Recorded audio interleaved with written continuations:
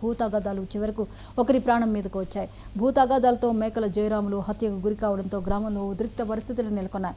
వ్యవసాయ భూమి విషయంలో అన్నదమ్ముల మధ్య కొన్నేళ్లుగా కొనసాగుతున్న వివాదమే ఈ దారుణానికి కారణమైందని సమాచారం. ఘటనపై కేసు నమోదు చేసిన పోలీసులు దర్యాప్తు ముమ్మరం చేశారు.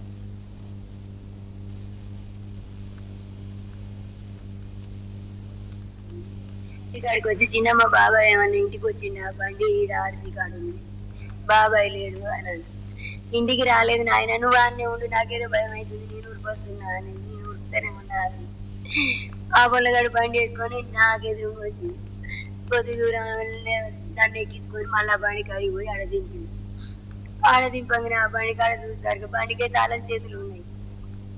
ఆ తాళం చేతులు చూసి బండి పెట్టి ఎన్నడూ నడి రోడ్డు మీద బండి పెట్టి పోదు, ఎంత పెట్రోల్ అయిపోయినా పక్కకన్నా పెడతారు కానీ నడి రోడ్డు మీద పెట్టాడు అయ్యే బండి.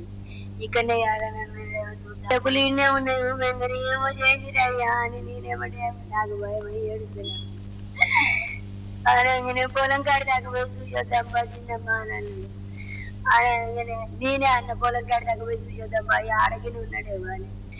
అనగానే రాజుబాబు వస్తుండు, ఆవి చిన్నమ్మ ముగ్గురం కలిసి పోదాం అన్నాడు. ఇక్కడికి వచ్చి చిన్నమ్మ బాబాయ్ ఏమన్నా ఇంటికి వచ్చిండ బండి ఆర్సీ కాడు ఉంది,